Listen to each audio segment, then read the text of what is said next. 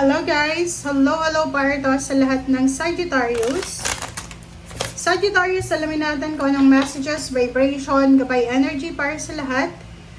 This is general reading, so pwede kang makaresonate, gamitin mo yung intuition sa panunod. Sagittarius, this is second half of April 2025 general reading. So alamin natin, Saggy, kung ano ang message na para sa'yo. Okay, Sagittarius. First card mo dito is change one thing today, start small. Wow.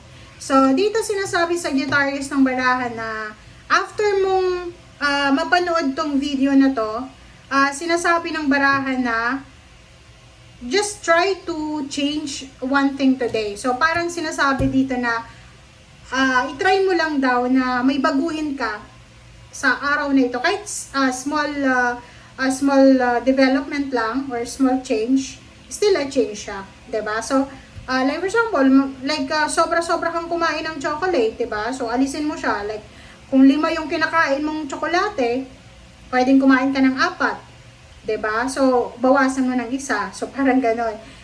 Dito, small step, parang gano'n sinasabi ng bara. So, 'yon para sa lahat ng Sagittarius.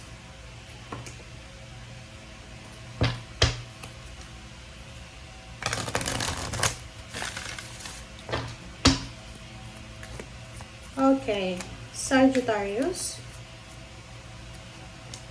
Solitude. Wow.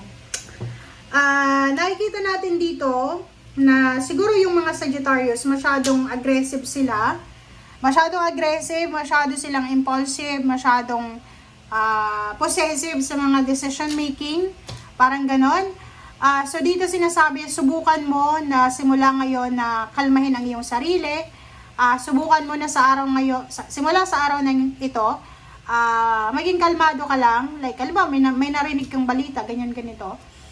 Breathe in, breathe out, 'di ba? So, isipin mo na, ito bang gagawin kong action? Magmamatter ba to 5 years from now? 'Di ba? Importante ba tong action mo? Ano ba to? Needed ba talagang gumawa ng action sa panahon ngayon? Parang gano'n. So, kailangan mong maging matalino. Kailangan mong, tawag dyan, gamitin yung oras mo para sa bagay na may kwenta. Parang ganun. And hanapin mo yung peace and harmony. So, sinasabi ng bara sa'yo na, siguro katoliko ka. So, this last 2 weeks of April is Holy Week. So, pwede kang makapag-relax, makapag-rest, 'di ba? Makapag-reflect. So, gamitin mo yon sa linggong ito. Okay? 2 weeks yan. Okay, first card natin sa third deck is Eight of Pentacles. Ang nakikita natin dito, masyado kang busy sa buhay mo. 'Di ba? Everyday kang nagtatrabaho. Pwedeng may business ka or pwedeng isa kang empleyado na napaka-hardworking na empleyado.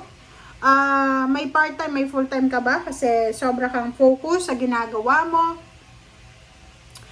Dito sinasabi ng baraha, pwedeng yun, trabaho ang kailangan mong masyadong, mali yung Tagalog ko, ano?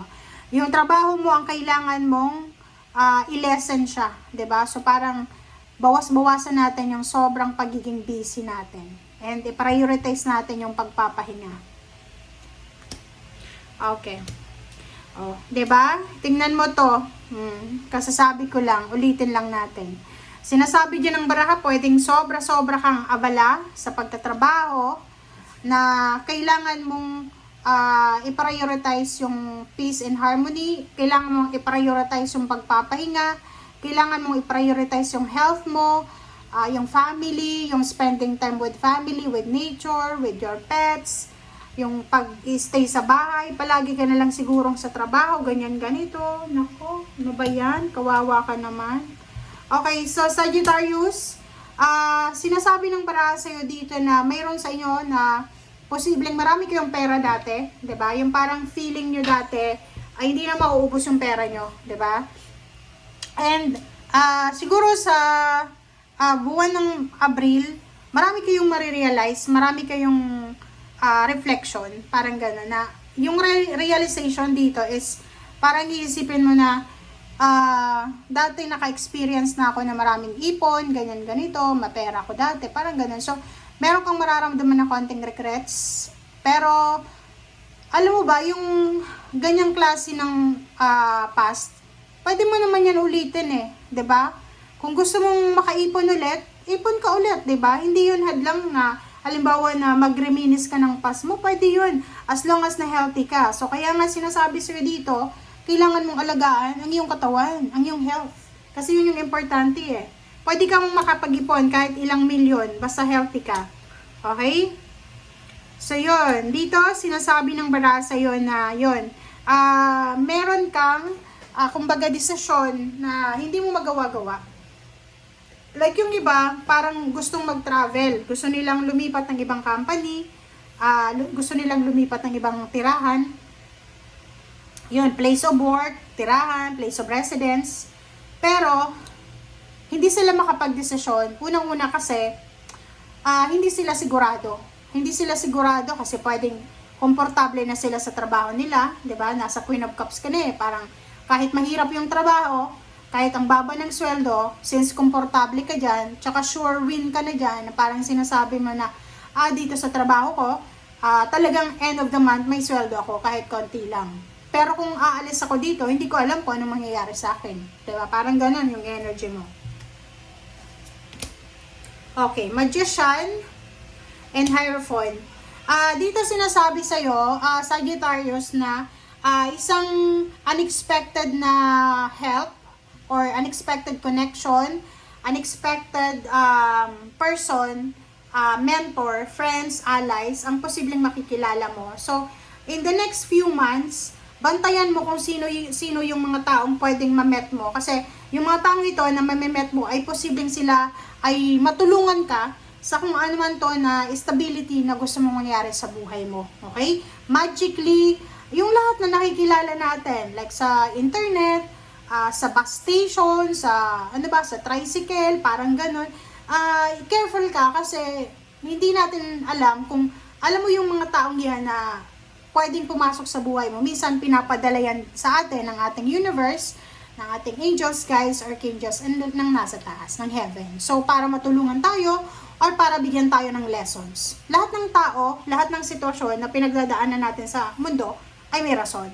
'Di ba? Nandito yung Magician, sinasabi na lahat ng estado sa buhay natin, nangyayari ito dahil sa may rason.